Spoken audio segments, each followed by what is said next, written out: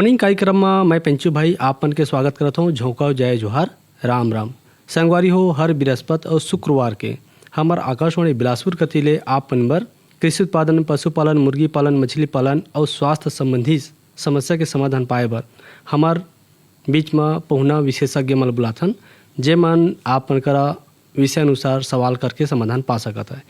यही कड़ी में संगवारी हो आज हमारे बीच में पहुना बुलाए हवन कृषि महाविद्यालय बिलासपुर के वैज्ञानिक डॉक्टर गीत शर्मा।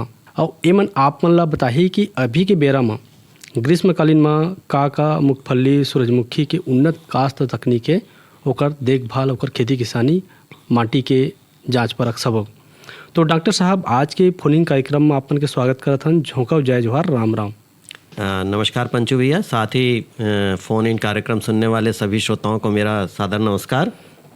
आपन के जानना ये चाहबो कि अभी गर्मी के बेरा में हमार कतेक किसान भाई मन धान पान और कतेक संगवारी मन गेहूँ के खेती अपनाए हवय, लेकिन कतको किसान भाई मन ऐसे हवय जमन मूंगफली, सूरजमुखी के खेती करना चाहते। तो अगर हम दोनों फसल लेवत हन तो जो खेती की तैयारी हवय कौन प्रकार से अमल करना चाहिए? पंचू भैया ये बहुत सही बात है कि हमारे किसान भाई जो हैं गर्मी में धान की खेती करते हैं। हालांकि धान की खेती करने में गर्मी में फ़ायदा होता है। अच्छा। हाँ, लेकिन जो है पानी की ज़्यादा बर्बादी होती है, साथ ही धान के बाद धान की फसल लगातार लेते रहने के कारण जो है लगातार संगवारी में फोन करके आ रहा था। राम राम जय जोहार। राम राम जय जोहार सर जी। मैं बेलकाना शक्ति बारले श्याम शंकर मिस्त्री बोलता हूँ सर। हाँ मिस्त्री जी नमस्कार। साहब नमस्कार सर। नमस्कार नमस्कार। मूंगफली और सूरजमुखी के संबंध में थोड़ा जानकारी लेना है तकनीकी संबंध में साहब। कीड़ा मकोड़ा, खातू पानी और जैसे उसे नहीं अभी लगाना है कि लगा चुके हैं? लगा चुके हैं ना। क्या मूंगफली कितने एरिया में लगाए हैं? वो कम से कम 25-30 डिसमिल में हो ही अभी सर।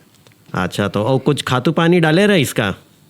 हाँ डाले रहे हैं, गोबर खाद वही। अच्छा, गोबर खाद डाले रहे तो बड़ा बढ़िया करे हैं। लेकिन अब तो आप बुआई कर चुके हो, लेकिन कुछ सावधानी हमको रखनी चाहिए थी कि जैसे हमको जो है बीजों को बोने से पहले जो है उपचार करना चाहिए था किसी भी फफूंदनाशक दवा से, जैसे कि कार्बनडाजिम है या मैंकोजेब है।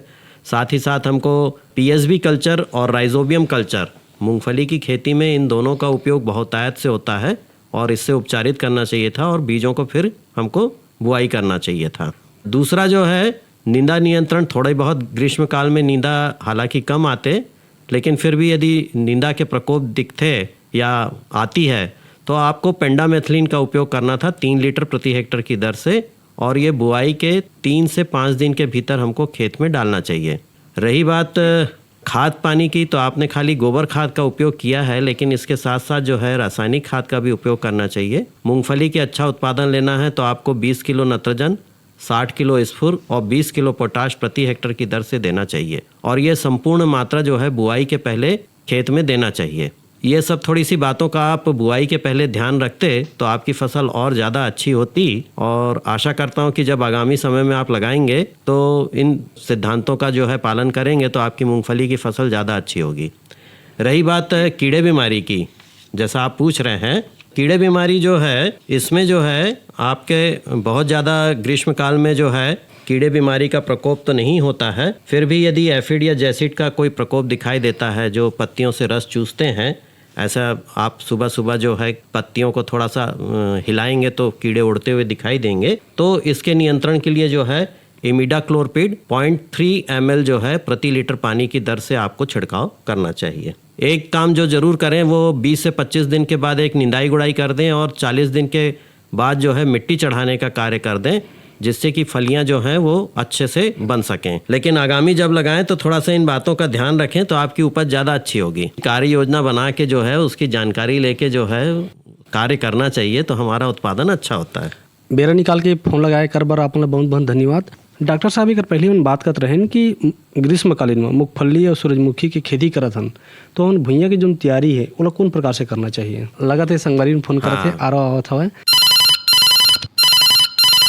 हेलो, हाँ मैं नवागढ़ कटई जिला बेमेतरा छत्तीसगढ़ नारायण प्रसाद वर्मा बोला था भैया। हाँ स्वागत करत हन आज के फोनिंग कार्यक्रम में। हाँ भैया, हाँ डॉक्टर भैया मेरे हमन प्रश्न पूछे बर फोन लगाए हमन। हाँ भैया, जैसे दे हमन अभी ग्रीष्मकालीन मूंगफली और सूरजमुखी के खेती करना चाहत हवन, जी। तो एकर उन्नत किस्म है और बोए के समय है और माटी कैसन होना चाहिए और पानी है, खातू है, यही जम्मो बात ला पूछे बर आप ले फोन लगाए हैं भैया, अच्छा ताकि हमला अच्छा उत्पादन मिल सके। तो वही अभी चर्चा चल रही थी कि थोड़ा सा प्लानिंग करके जो है हम खेती करें तो हमारा उत्पादन अच्छा होता है। जैसे आपकी मूंगफली बोना चाह रहे हैं, कुछ एक बातों का ध्यान रखेंगे तो आपका जो है मूंगफली की उपज अच्छी होगी। जैसे रही बात भूमि की तैयारी की, तो हम सभी जानते हैं कि फलियों का विकास जमीन के अंदर होता है, तो मिट्टी अच्छी भुरभुरी होनी चाहिए। इसके लिए जो है अच्छी पहली जुताई आप गहरी कर लें, चाहे तो आप बतर दे सिंचाई करके बतर आने पर जो है उसके बाद गहरी जुताई करें और फिर भुरभुरी कर लें मिट्टी को, 2 से 3 हल्की जुताई करके पाटा चलाकर खेत को समतल कर लें। रही बात मूंगफली की किस्मों की, छत्तीसगढ़ में ग्रीष्मकाल के लिए अच्छी मानी गई है अभी जो वर्तमान में चल रही है मीनाक्षी और लिपाक्षी वैरायटी हैं। साथ ही यदि गुच्छे वाली मूंगफली का उपयोग करना चाहते हैं तो GG2 है, GG5 है, JL24 है, TAG 24, TG 26 और यदि बोल्ड दाने वाली उपयोग करना चाहते हैं तो TPG 14 है वैरायटी, कादिरी 6 है, गिरनार 2 है। ये उन्नत किस्में हैं, इनका उपयोग आप कर सकते हैं। हाँ भैया, हाँ। है ना। बुआई करने के लिए जो है पहले बीजों को आप 100 से 120 किलो बीज जो है प्रति हेक्टर की दर से ले लें और बुआई करने के पहले इसको बीजोपचार अवश्य कर लें किसी भी फफूंदनाशक दवा से। और चूंकि दलहनी फसल है इसलिए हमें राइजोबियम कल्चर और PSB कल्चर से भी उपचारित करना चाहिए। बुआई है, मूंगफली की बुआई आप मादा पे भी कर सकते हैं और समतल खेत में भी कर सकते हैं। बुआई जो है 30 सेंटीमीटर की दूरी पर करना चाहिए, कतारों में करना चाहिए। कतार से कतार की दूरी 30 सेंटीमीटर रखें। चाहे तो उन्हारी करके कर सकते हैं या फिर जो है सीड ड्रिल की सहायता से भी इसकी बुआई कर सकते हैं। खाद की मात्रा जो है 20 किलो नत्रजन, 60 किलो स्फुर और 20 किलो पोटाश प्रति हेक्टर की दर से दें। इसमें चूंकि तेल वाली फसल है इसलिए सल्फर की आवश्यकता होती है, इसलिए ध्यान रखें कि जो हम स्फुर देने के लिए राखड़ खाद का उपयोग करें, जिसे हम सिंगल सुपर फास्फेट भी कहते हैं, तो इसका उपयोग करें। कभी कभी जो है जिप्सम की कमी होती, जिंक वगैरह की कमी होती है मूंगफली में, तो हमको 20 से 30 किलो जिप्सम जो है प्रति हेक्टर की दर से बुआई के पहले खेत में छिड़क कर दे देना चाहिए। और उसके बाद बारी आती है नींदा नियंत्रण की। तो ग्रीष्म काल में तो ऐसे नींदा कम होती है, फिर भी सावधानी के लिए जो है हमें पेंडामेथिलिन दवाई का उपयोग करना चाहिए या इमेजेथाइपर दवा का उपयोग कर सकते हैं। पेंडामेथिलिन की 3 लीटर मात्रा जो है 1 हेक्टर के लिए पर्याप्त होती है। इसको बुआई के आप 3 से 5 दिन के बाद दे देवें, जब खेत में नमी हो अच्छी खासी उस समय दें, छिड़काव करें। जैसे इमेजेथाइपर है तो इमेजेथाइपर का जो है आप 750 ml जो है मात्रा या 1 लीटर मात्रा जो है प्रति हेक्टर की दर से दें। या क्यूजालोफॉपिथाइल जो टर्गा सुपर के नाम से आती है, इसकी भी दवा का छिड़काव कर सकते हैं 750 ml प्रति हेक्टर की दर से। ये सभी दवाई जो है हमको 3 से 5 दिन पे छिड़काव कर देना चाहिए। सिंचाई जो है थोड़ा सा इस समय ध्यान देना चाहिए कि सामान्यतः किसान जो है मूंगफली की जो ग्रीष्मकालीन फसलें होती हैं या कोई भी फसल लगाता है तो उसमें बाढ़ विधि से देता है या खेत में एक जगह पे पानी छोड़ देता है। तो ऐसा ना करें। जब हम बुआई करके खेत तैयार कर रहे हैं तो हमको चाहिए कि क्यारियों में बांट लें खेत को। हम खेत को 10 से 12 मीटर की दूरी पर एक 10 से 15 सेंटीमीटर ऊंची मादा बना दें और एक मुख्य नाली से जोड़ दें। और उसके बाद हर क्यारी में हम पानी पिलाएं थोड़ा थोड़ा करके, और जब 75% पल जाए तो उस क्यारी में पानी देना बंद कर दें। और सिंचाई जो है शुरुआत के दिनों में चूंकि गर्मी कम रहती है तो हम 10 से 12 दिन के अंतराल पे, और जैसे जैसे गर्मी बढ़ती चली जाती है तो 10 दिन के अंतराल पे हमको जो है सिंचाई करना चाहिए। तो ये जो कुछ एक बातें आप ध्यान में रखेंगे तो आपकी उपज जो है अच्छी होगी। उनके बहुत बहुत धन्यवाद कि समय निकाल के आपन हमारे डॉक्टर साहब मन करा गोड़ बात करा। एक बार बहुत बहुत धन्यवाद। राम राम, जय जोहार। जय जोहार भैया, जय जोहार। कभू कभी ऐसे हो जाते कि हम जो बाजार ले बीजा लाथन वो ज्यादा उपज हो नहीं पाए, तो हमला कैसना बीजा के चयन करना चाहिए ताकि हम जो फसल अपनावा था सूरजमुखी मूंगफली उनमें ज्यादा हम पैदावार ले सके। एक तो उन्नत किस्मों का उपयोग करना चाहिए। आजकल जो है डॉक्टर साहब लगाते संगवारी ने फोन करा थे। फोनिंग कार्यक्रम में मैं पेंचू भाई आपन के स्वागत करता हूँ। झोंकाव जय जोहार, राम राम। राम राम भैया, भगत राम पटेल बोला था मैं, सिंगारबाड़ी घुटकुले। और बताओ खेती से काम बुता कैसे चला थे? भैया काम बुता तो बढ़िया तेजी से है। काबर के जिन हमार बारीक वाला काम है साथ साथ धान पान के काम हुआ चला थे। लेकिन आज हमन जानना चाहते रहे कि जिन हम मूंगफली की खेती अभी करे हैं, लगभग 1 एकड़ मूंगफली की खेती करे हम हैं। अच्छा। और करना चाहता हूँ तो का ओखर लिए अभी समय अगर उपयुक्त हवा है, अगर हवा है तो फिर कौन टाइप के हमका बीजक चुनाव करना है, और जिन अभी लग गए है ओका हमका अच्छा से खेती करना है, तो हर बार आओ का डाली नोमा उपयोग करें जगह से खेती अच्छा कर सकी, एकरे बारे में जानना चाहत रहे। तो एकरे बार आज हमारे बीच में कृषि महाविद्यालय बिलासपुर के वैज्ञानिक डॉक्टर गीत शर्मा मन उपस्थित हवा, वो मन आपन बतात हवा कि अभी के बेरा फल्ली है ओकर देखभाल कैसे करी। हाँ पटेल जी नमस्कार। हाँ राम राम जय जोहार डॉक्टर साहब। जैसा कि आपने कहा बताया कि आप तो फली की खेती कर चुके हैं, मतलब 1 एकड़ में लगा चुके हैं और लगाना चाहते हैं,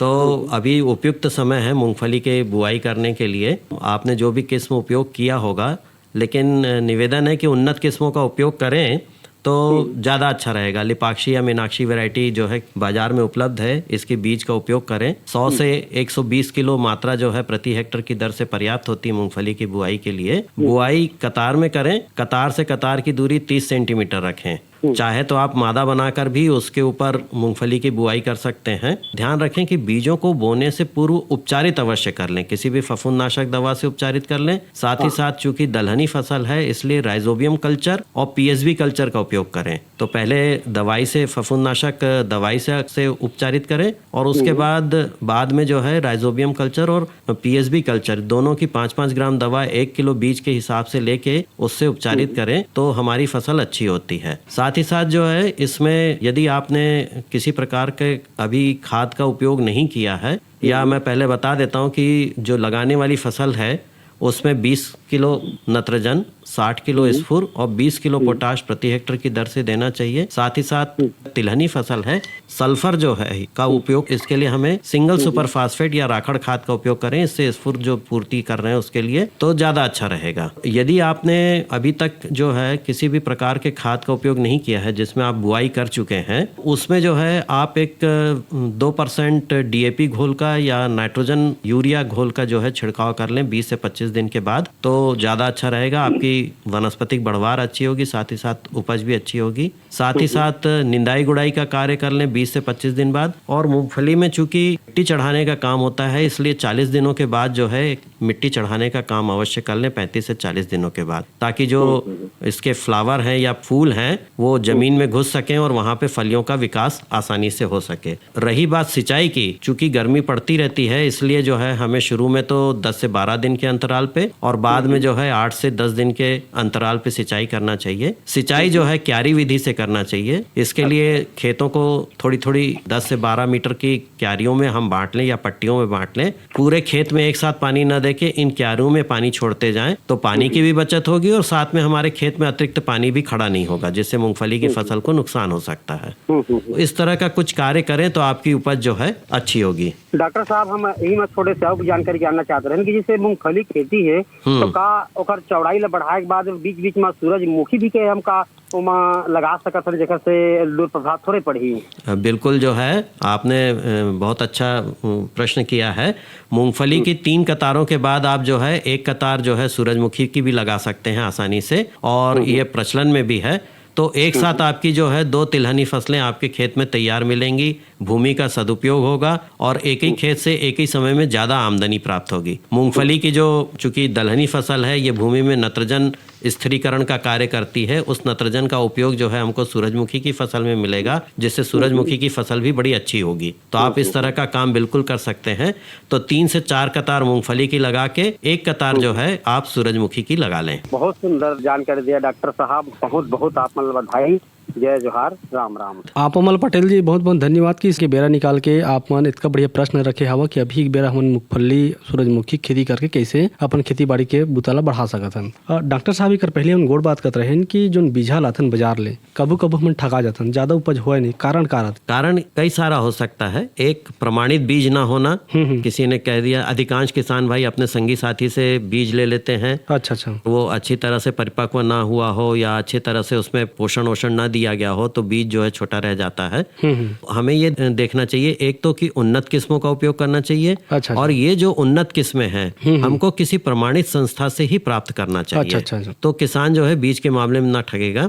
और दूसरा जो है जब हम फली तोड़ के बीज निकालते हैं तो ये देखना चाहिए कि जो अविकसित बीज हैं उनको छांट के थोड़ा सा अलग कर दें और एक समान मोटाई वाले, आकार वाले, रंग रूप वाले बीजों का उपयोग करना चाहिए। अच्छा, मूंगफली और सूरजमुखी पर कते किसान भाई भाई मन 15 दिन या 1 महीना पहले के अगाहू बो चुके हवे, अभी का ओकर उपयुक्त बेरा हवे? अभी भी समय है, किसान भाई आसानी से इन दोनों फसलों की खेती कर सकते हैं। फली जो है एक अल्प प्रदीप्ति वाली है और सूरजमुखी के उस पे प्रकाश की अवधि का कोई असर नहीं पड़ता है। अच्छा। तो सूरजमुखी की फसल तो हम साल भर में ले सकते हैं कभी भी, लेकिन अभी समय है, दोनों की फसल हम लगा सकते हैं। और लेकिन इस समय ऐसा लगाना चाहिए कि पकने के समय में हमारे बारिश ना हो। अच्छा, मतलब पानी बादल के संभावना मत पकने के समय पे ना हो। अच्छा, नहीं तो नुकसान हो जाएगी। नुकसान हो जाएगा। तो ऐसा समय तो ये अभी बिल्कुल उपयुक्त समय है। फरवरी मार्च का जो समय होता है हमारे छत्तीसगढ़ में, इस समय तापक्रम भी जो है उपयुक्त होता है, क्योंकि इन दोनों फसलों के अंकुरण के लिए औसत तापक्रम 15 डिग्री सेंटीग्रेड और बढ़वार के लिए 20 से 25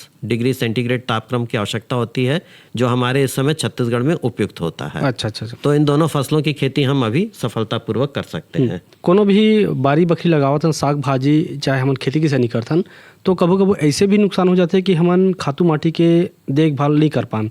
तो का हमन सूरजमुखी की खेती करत हन और मूंगफली की खेती करत, तेमा खातू माटी की जो व्यवस्था पानी है, कतेक दिन में हमन ला खातू और पानी की व्यवस्था हमन करना चाहिए? देखिए, मूंगफली का तो काफी विस्तार से जिक्र हो चुका है। थोड़ा सा मैं सूर्यमुखी के बारे में बता दूं। अच्छा। सूर्यमुखी में जो है हमें जो है 60 किलो नत्रजन, 90 किलो स्फुर और 60 किलो पोटाश जो है प्रति हेक्टर की दर से देना चाहिए। स्फुर और पोटाश की पूरी मात्रा और नत्रजन की आधी मात्रा हमको बुआई के समय में दे देना चाहिए। अच्छा। साथ ही साथ नत्रजन की आधी मात्रा जो है हमको जो है 30 दिनों के बाद, बुआई के 30 दिनों बाद छिड़काव करके देना चाहिए। अच्छा। इसमें भी ध्यान रखें कि चूंकि ये तिलहनी फसल है, इसलिए इसमें स्फुर की आवश्यकता होती है। तो जो हम 90 किलो स्फुर दे रहे हैं उसको हम देने के लिए जो है राखड़ खाद का उपयोग करें, तो इससे हमको 13% सल्फर अतिरिक्त मिल जाता है, जिससे कि हमारे तेल की गुणवत्ता भी सुधरती है जो सूर्यमुखी से प्राप्त हो रहा है, और उपज में भी बढ़ोतरी प्राप्त होती है। अच्छा। कभी कभी ये देखा गया है कि बोरान की कमी होती है हमारे खेतों में और मूंगफली का फूल है वो बहुत अच्छे से विकसित नहीं हो पाता है। इसके लिए किसान भाइयों को चाहिए कि 20 से 30 किलो बोरेक्स पाउडर जो है शुरू में, या तो जमीन तैयार कर रहे हैं, खेत तैयार कर रहे हैं, भूमि की तैयारी कर रहे हैं, उस समय छिड़काव करके दे दें, या नहीं दे पाए हैं तो बाद में जो है बोरेक्स का जो है फोलियर छिड़काव कर सकते हैं, पत्तियों पर छिड़काव कर सकते हैं। जब हमारे फूल बनने की अवस्था के समय में इसका छिड़काव करें। 1 किलो बोरेक्स जो है 1 हेक्टर के लिए पर्याप्त होता है। अच्छा, अभी आपन बताते रहा कि खातू माटी की व्यवस्था के बारे में, एक संगे संग पानी के जो व्यवस्था है, कतेक दिन में हमारा सिंचाई करना चाहिए? पहली सिंचाई, फिर फूल जैसे समय आवत वो बेर में कतेक हमारा पानी की आवश्यकता पड़ सकता? ग्रीष्मकाल फसल है, यहाँ पे बरसात तो अभी हो नहीं रही है और पूरे जो सिंचाई की ऊपर ही जो है हमारी खेती निर्भर होती है। जिसके पास सिंचित जमीन होगी या सिंचाई की सुविधा होगी वही किसान इन फसलों की खेती कर पाएगा। चूंकि जल की मात्रा पर नियंत्रण भी होता है, इसलिए उत्पादन भी अच्छा होता है। लेकिन किसान भाइयों को थोड़ा सा विधि परिवर्तित करना चाहिए। हमारे किसान भाई सामान्यतः जो है बाढ़ विधि द्वारा सिंचाई करते हैं, या खेत में एक स्थान पे छोड़ दिए और पानी को पूरी जगह पे फैलने देते हैं। इससे नुकसान ये होता है, एक तो पानी अधिक लगता है और दूसरा ये होता है कहीं पर पानी ज्यादा, कहीं पर कम हो जाता है, तो जिससे हमारी फसल को नुकसान होता है। अच्छा। इसके स्थान पर चाहिए कि जब हम जुताई करके खेत तैयार कर रहे हैं उसी समय हम अपनी खेत को कुछ कुछ पट्टियों में बांट लें। अच्छा। तो इसके लिए क्या करते हैं, हम 10 से 15 सेंटीमीटर ऊंची छोटी छोटी मादा बना देते हैं, जिससे हमारा पूरा खेत जो है क्यारियों में बढ़ जाता है। अच्छा। और इन सभी क्यारियों को जो है एक सिंचाई की नाली से जोड़ देते हैं। अब जब हमको सिंचाई करना है तो सबसे जो सिंचाई स्रोत से सबसे दूर की नाली है उसमें सबसे पहले पानी छोड़ें, और जब उस क्यारी में 75% पानी पल जाए तब उस क्यारी में पानी बंद कर दें, फिर उससे नजदीक वाली क्यारी में आ जाएं। तो ये जो 75% हमने पानी पे बंद कर दिया था, तो वो 25% जो है अपने आप पानी जो भरा हुआ है वो खिंच के चला जाता है और पानी की बचत होती है, एक समान पानी पलता है और कहीं पे भी पानी अतिरिक्त जमा नहीं होता, जिससे कि फसल का नुकसान नहीं होता है। इस तरह से हम सिंचाई करें। दूसरा जो है, इन दोनों फसलों में हम ड्रिप इरिगेशन का भी उपयोग कर सकते हैं, या टपक पद्धति जो है आजकल जो आधुनिक पद्धति है इसका भी उपयोग कर सकते हैं। तो मूंगफली की 2 कतारों के बीच में एक ड्रिप लाइन बिछा सकते हैं। ड्रिपर जो है वो एक ट्रल में जो है 20 से 30 सेंटीमीटर की दूरी पर होना चाहिए। जो डिस्चार्ज रेट होना चाहिए वो 2 से 4 लीटर प्रति हेक्टर का उपयोग वाला होना चाहिए। और जो सूरजमुखी है, सूरजमुखी चूंकि हम 45 सेंटीमीटर की दूरी पर लगाते हैं ग्रीष्म काल में, एक कतार के पास में एक लेटरल जो है वो होनी चाहिए, और लेटरल में ड्रिपर की दूरी जो है 30 से 40 सेंटीमीटर होना चाहिए, और ड्रिपर की क्षमता जो है वो भी 2 से 4 लीटर प्रति हेक्टर की दर से होना चाहिए। अब जब हम ड्रिप में का उपयोग कर रहे हैं तो ड्रिप में जो है हमको हर दूसरे दिन सिंचाई करना चाहिए, और यदि गर्मी बढ़ जाती है तो प्रतिदिन सिंचाई करना चाहिए, अन्यथा एक दिन के अंतराल से सिंचाई पर्याप्त होती है। पानी की मात्रा हमें जितना वाष्पन हो रहा है उसके हिसाब से देना चाहिए। इससे फायदा ये होगा कि सभी पौधों को एक समान पानी मिलेगा, सभी पौधे एक समान विकसित होंगे, पानी का नुकसान भी नहीं होगा, खेत में अतिरिक्त पानी जमा नहीं होगा, जिससे कि हमारे उत्पादन बहुत अच्छा होता। तो कुछ इस तरह से हम सिंचाई व्यवस्था करें तो ज्यादा फायदेमंद होगा। इसी तरह जिन किसानों के पास यदि स्प्रिंकलर की सुविधा है, प्रारंभिक अवस्था में जितनी भी सिंचाइयां हैं वो सब उससे की जा सकती हैं स्प्रिंकलर से, लेकिन बाद की सिंचाई जब फूल आ जाए तब स्प्रिंकलर से बंद कर देना चाहिए, और उसके बाद जो है हमें जमीन पे पानी देना चाहिए।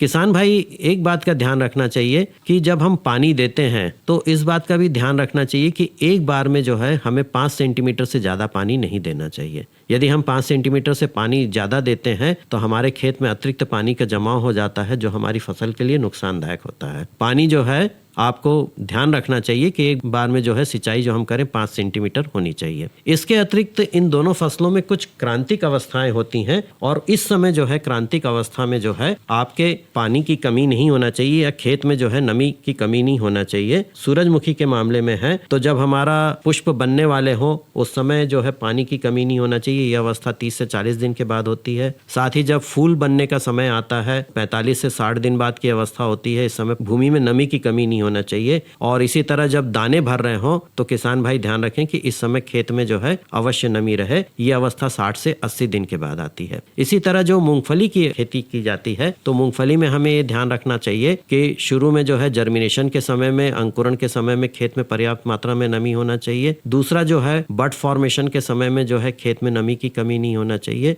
और जब दाना भर रहा हो उस समय खेत में नमी की, तो इस अवस्था का अवश्य ध्यान रखें। वैसे जो है गर्मी के दिनों में हमें जैसे जैसे हमारे अभी शुरू के प्रारंभिक दिन हैं, अभी तो हल्की नमी हवा की दो नमी कमी जल्दी नहीं होती है, तो हमें 12 से 15 दिन के अंतराल पे, और जैसे जैसे गर्मी बढ़ती चली जाएगी तो 8 से 10 दिन के अंतराल पे जो है सिंचाई करना चाहिए। मूंगफली है और सूरजमुखी है, तेकर निंदाई कोड़ाई हमल कतेक दिन में करना चाहिए, और ओकर जो निंदानाशक दवाई पानी है वो ला अपन बताता।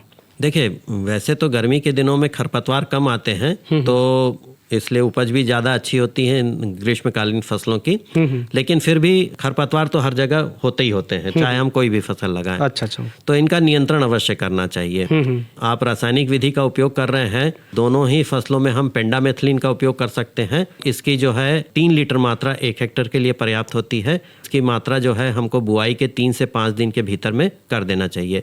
तो इससे कई प्रकार के सकरी पत्ती वाले और जो चौड़ी पत्ती वाले खरपतवार होते हैं ये पनप नहीं पाते हैं। तो ये पेंडामेथिलीन का उपयोग कर सकते हैं, या मूंगफली के केस में टर्गा सुपर, साथ ही साथ सूरजमुखी में भी टर्गा सुपर का उपयोग कर सकते हैं, क्विज़ोलोफॉप इथाइल का। इसकी 750 ml मात्रा 1 हेक्टेयर के लिए पर्याप्त होती है। इसको भी बुआई के 3 से 5 दिन के भीतर कर लेना चाहिए। इससे सकरी पत्ती वाले नींदा जो है वो नहीं जन्मते हैं। और रही बात निंदाई गुड़ाई की, किसान भाई रासायनिक दवा का उपयोग नहीं करते हैं। दोनों ही फसलों में 20 से 25 दिन बाद एक बार जो है निंदाई गुड़ाई अवश्य कर देना चाहिए। मूंगफली में थोड़ा सा ये ध्यान रखना चाहिए कि चूंकि मूंगफली में इसके फूल आगे बन के ज़मीन में घुसते हैं जहाँ पे फलियों का विकास होता है, तो 35 से 40 दिन बाद मूंगफली की फसल में तने के आसपास मिट्टी चढ़ाने का काम करना चाहिए। तो मिट्टी भुरभुरी रहेगी, जिससे कि फूल आसानी से जो उसके नस हैं वो ज़मीन में प्रवेश करेंगे और वहाँ पे फलियों का अच्छा विकास हो सकेगा। एक प्रकार से अगर हम मूंगफली और सूरजमुखी खेती करें हन तो ओकर देखभाल निंदाई कोड़ाई में कर सकतन की देव। बिल्कुल बिल्कुल। संगवारी हो, ये तो रही आज के फोनिंग कार्यक्रम, और हर बृहस्पति और शुक्रवार के अपन बर फोनिंग कार्यक्रम प्रसारित करथन, जेमा किसान भाई मन बर कृषि उत्पादन, पशुपालन, मुर्गी पालन, मछली पालन, स्वास्थ्य संबंधी समस्या के समाधान पाए बर हमारे बीच में पहुना विशेषज्ञ मतलब बुलाथन, जेमन आपन फोन करके कर समाधान पाता। संगवारी हो, यही कड़ी में आज के जो विषय रिसावे कि ग्रीष्मकालीन मूंगफली सूरजमुखी उन्नत काश्त तकनीक। आज हमारे बीच में पहुना आए रहीन कृषि महाविद्यालय बिलासपुर के वैज्ञानिक डॉक्टर गीत शर्मा। डॉक्टर साहब इतना बढ़िया जानकारी बताया कि हमारे किसान भाई मन अभी बेरा में ग्रीष्मकालीन मूंगफली और सूरजमुखी के काश्त तकनीक कैसे कर सकते हैं, ओकर पैदावार कैसे ले सकते हैं। एक बार अपन बहुत बहुत धन्यवाद। अवैया बेरा में अपन कर फिर नवा विषय में चर्चा करबो। डॉक्टर साहब एक बार आप बहुत बहुत धन्यवाद। राम राम, जय जोहार। राम राम और सभी श्रोताओं को नमस्कार। संगवारी हो, अवैया बेरा में फिर अपन कर नवा विषय में जुड़बो। तो लेवा आप मतलब जात हमारे आकाशवाणी बिलासपुर के फ़ोन नंबर बता देथन। हमारा बिलासपुर के फ़ोन नंबर है 2 6652 और दूसरा नंबर है संगवारी हो 310026। संगवारी हो फोन लगा के पहली आपन बिलासपुर के STD कोड लगाएला झन भुला। नंबर है STD कोड 07752। कार्यक्रम के संग पंचू भैला देव विदा। जय जोहार, राम राम।